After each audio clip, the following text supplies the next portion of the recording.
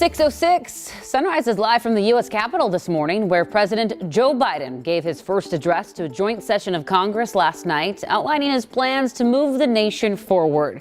The night was historic for a number of reasons, including this. It was the first time two women were standing behind the president, Vice President Kamala Harris and House Speaker Nancy Pelosi.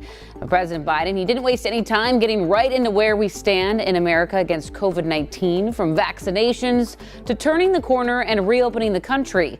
The president then spoke about the economy and his nearly $2 trillion American Families Plan, which will pour billions of dollars into education, from universal preschool to community college. Biden told Congress that corporations and the wealthy will pay this bill. Trickle-down economics has never worked. And it's time to grow the economy from the bottom and the middle out. And another big talker for the president, the state of policing in America when it comes to racial justice and police reform. We've all seen the knee of injustice on the neck of Black Americans.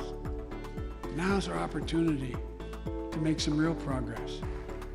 And he also spoke of renewed global efforts to combat climate change and his new pledge to bring all American troops back home from Afghanistan by September 11th.